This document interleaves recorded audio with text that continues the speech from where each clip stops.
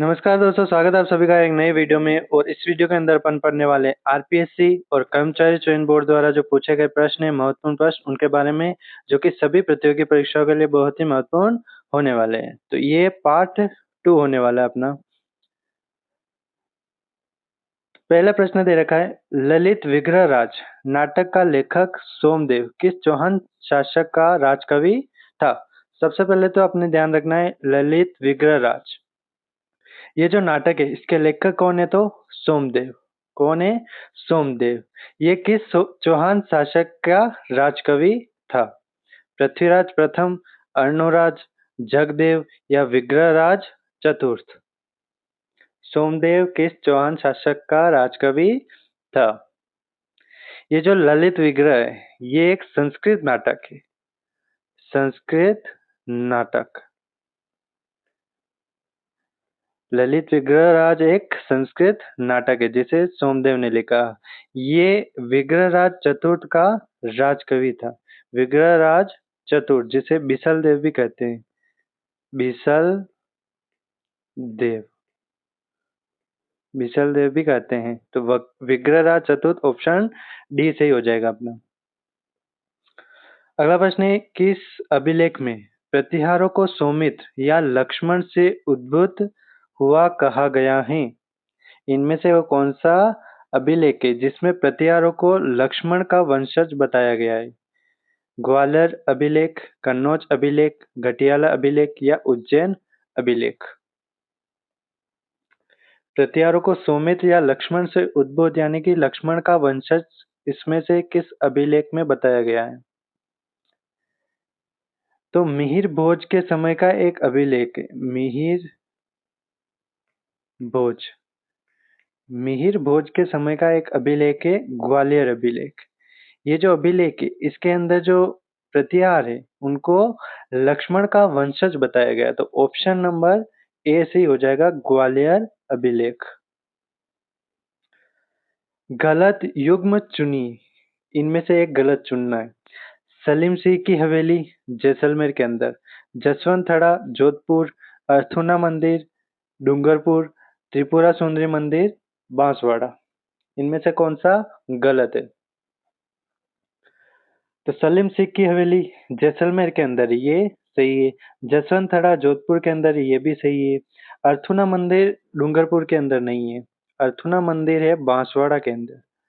बांसवाड़ा के अंदर अर्थुना मंदिर है बांसवाड़ा के अंदर। और इसके अलावा त्रिपुरा सुंदरी मंदिर है बांसवाड़ा के अंदर। ये सही है। तो इसका गलत युग्म चुनना है तो ऑप्शन सी सही हो जाएगा। अर्थुना मंदिर बांसवाड़ा के अंदर है। अगला है, जनगणना 2011 के अनुसार 2001 से 2011 तक सर्वाधिक शहरी दशकीय परिवर्तन दर। शहरी दशकीय परिवर्तन दर राजस्थान के निम्नलिखित में से किस जिले में पाई गई? 2001 से 2011 तक जो सर्वाधिक शहरी दशकीय परिवर्तन दर है वो सबसे अधिक किस जिले की है? बीकानेर, अलवर, जयपुर या बूंदी? तो इसका सही उत्तर होगा ऑप्शन बी, अलवर की। ऑप्शन बी सही हो जाएगा। अगला प्रश्न है, राजस्थान में स्थित वागड़ नामक उबड़-खाबड़ सतह और विच्छेदित स्थलाकृति किस नदी द्वारा निर्मित है? वागड़ जो क्षेत्र है वो राजस्थान के दक्षिण में है। कहाँ पर? राजस्थान के दक्षिण में। राजस्थान के दक्षिण में जो बांसवाड़ा और डूंगरपुर। बांसवाड़ा और डूंगरपुर। बांसवाड़ा और डूंगरपुर के अंदर एक उबड़-खाबड़ या विच्छेदित स्थलाकृति है जिसे वागड़ कहा जाता है। ये जो वागड़ है वो माही नदी के कारण निर्मित है। माही नदी के कारण। ऑप्शन बी सही हो जाएगा, माही नदी। अगला प्रश्न है, लोकसभा का नेता कौन होता है? लोकसभा का नेता कौन होता है? प्रधानमंत्री, राष्ट्रपति, लोकसभा अध्यक्ष या उपराष्ट्रपति? तो लोकसभा का नेता होता है प्रधानमंत्री, तो ऑप्शन नंबर ए से हो जाएगा प्रधानमंत्री। अगला प्रश्न है, भारतीय संविधान का कौन सा भाग राज्य के नीति निर्देशक सिद्धांतों से संबंधित है? भारतीय संविधान का वो कौन सा भाग है जिसके अंदर राज्य के नीति निर्देशक सिद्धांत के बारे में बताया गया है? भाग 3, भाग 4, भाग 2 या भाग 5? राज्य के जो नीति निर्देशक सिद्धांत है उनका भाग 4 के अंदर वर्णन है। भाग 4 के अंदर ऑप्शन बी से ही हो जाएगा भाग 4।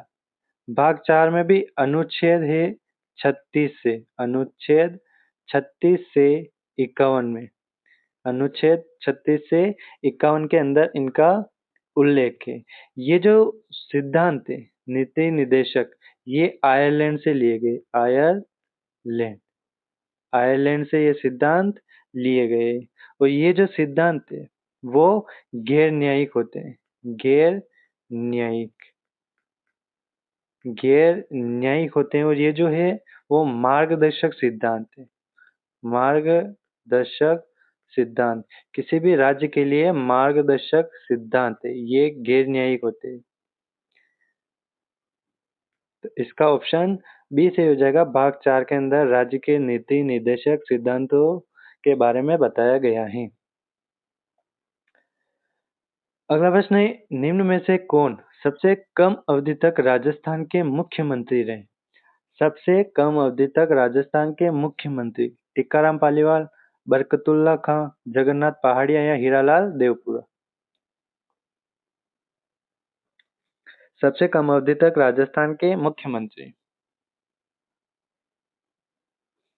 तो इसका सही उत्तर होगा ऑप्शन डी, हीरालाल देवपुरा, जो कि 15 दिनों तक, कितने, 15 दिनों तक राजस्थान के मुख्यमंत्री रहे, 15 दिनों तक राजस्थान के मुख्यमंत्री। और कब से कब तक? तो 23 फरवरी से, 23 फरवरी 1985 से 10 मार्च तक, 10 मार्च तक, 23 फरवरी 1985 से 10 मार्च तक राजस्थान के मुख्यमंत्री रहे। और सबसे कम अवधि 15 दिनों तक ये मुख्यमंत्री रहे, तो ऑप्शन डी से हो जाएगा हीरालाल देवपुरा। अगला प्रश्न है, मंडन द्वारा किन पुस्तकों की रचना की गई? मंडन की पुस्तकों के नाम, राजवल्लभ, रूपावतार, वास्तुसार या उपरोक्त सभी, इनमें से कौन सा सही है? तो मंडन के द्वारा जिन पुस्तकों की रचना की उनमें एक तो है राजवल्लभ, एक है रूपावतार, एक है वास्तुसार, ये तीनों ही मंडन के द्वारा लिखी गई है। तो उपरोक्त तो सभी सही हो जाएगा ऑप्शन डी।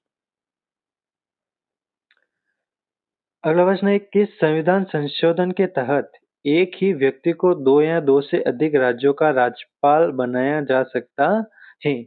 इनमें से वो कौन सा संविधान संशोधन है जिसके अंदर ये उल्लेख है कि एक ही व्यक्ति जो है वो 2 या 2 से अधिक राज्यों का राज्यपाल बन सकता है? 10वां संविधान संशोधन, 5वां, 7वां या 8वां?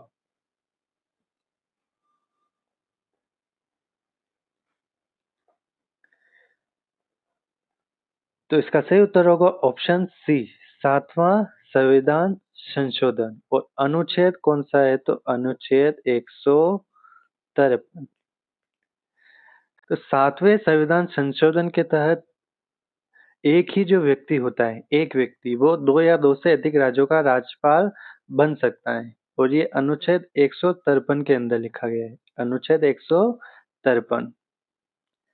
अगला प्रश्न है, दादू पंत की मुख्य गद्दी कहाँ पर स्थित है? नरेना, बेंगटी, गोगामेडी या परबतसर?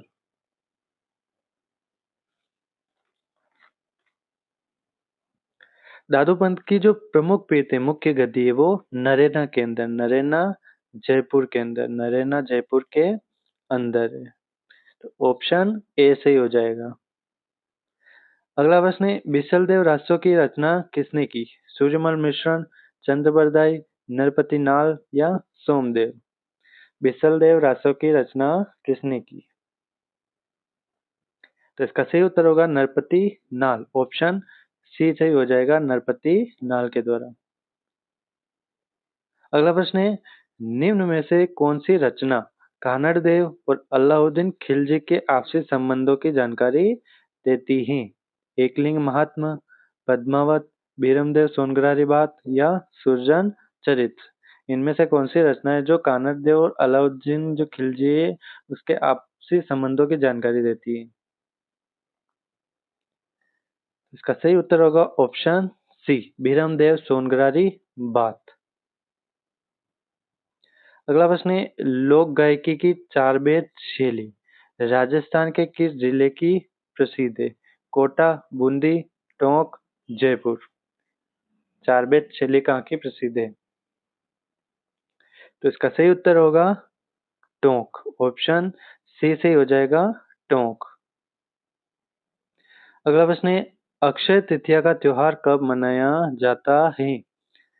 वैशाख शुक्ल तृतीया, वैशाख कृष्ण तृतीया, ज्येष्ठ शुक्ल तृतीया, चैत्र शुक्ल तृतीया। इनमें से अक्षय तृतीया का त्योहार कब मनाया जाता है? अक्षय तृतीया जिसे हम आखा तीज भी कहते हैं, आखा तीज। इसी दिन बीकानेर राज्य की भी स्थापना हुई थी। बीकानेर राज्य की स्थापना हुई इसी दिन। सबसे ज्यादा बाल विवाह होते हैं। तो ये जो त्योहार है वो वैशाख शुक्ल तृतीया को मनाया जाता है। ऑप्शन ए से हो जाएगा वैशाख शुक्ल तृतीया। अगला प्रश्न है, मोर बांधिया, पहरावना, ताड़ना नामक विवाह किस जनजाति में प्रचलित है? भील, घरासिया, सहरिया या मीणा। मोर बांधिया, पहरावना और ताड़ना ये तीन विवाह है घरासिया जनजाति के। घरासिया जनजाति के। ऑप्शन बी सही हो जाएगा। घरासिया जनजाति के तीन प्रचलित विवाह मोर बांधिया, पहराना और ताड़ना। मोर बांधिया के अंदर क्या होता है, जो सामाजिक सहमति से जो विवाह होते हैं, सामाजिक सहमति से जो विवाह होते हैं वो मोरबंदिया। और वर जब वधु को भगा के ले जाता है तो उसे पहरावना कहते हैं। पहरावना। वर यानी वर जो होता है वो वधु को भगा के ले जाता है। ताड़ना के अंदर जो है वो भागी हुई जो स्त्री होती है उसे सामाजिक रूप से स्वीकार किया जाता है तो वो ताड़ना कहलाता है। सामाजिक रूप से स्वीकार तो ताड़ना, वर द्वारा वधु को भगाना तो पहरावना, और मोर बांधिया के अंदर जो होता है वो सामाजिक सहमति से विवाह किया जाता है। तो ये घरासिया जनजाति के अंदर होता है तो ऑप्शन बी सही हो जाएगा। अगला प्रश्न है, पिछवाई कला का मुख्य केंद्र है? नाथद्वारा, कोटा, भिवाड़ी या पाली। पिछवाई कला का मुख्य केंद्र है Nathdwara. Nathdwara Rajsamand. Nathdwara Rajsamand. Option number A सही हो जाएगा नाथद्वारा राजसमंद। तो ये थे महत्वपूर्ण प्रश्न जो कि आरपीएससी और कर्मचारी चयन बोर्ड के द्वारा पूछे गए हैं। तो ऐसे ही वीडियो के लिए चैनल को सब्सक्राइब करें। तो इस वीडियो में इतना ही, मिलते हैं अगले वीडियो में। धन्यवाद।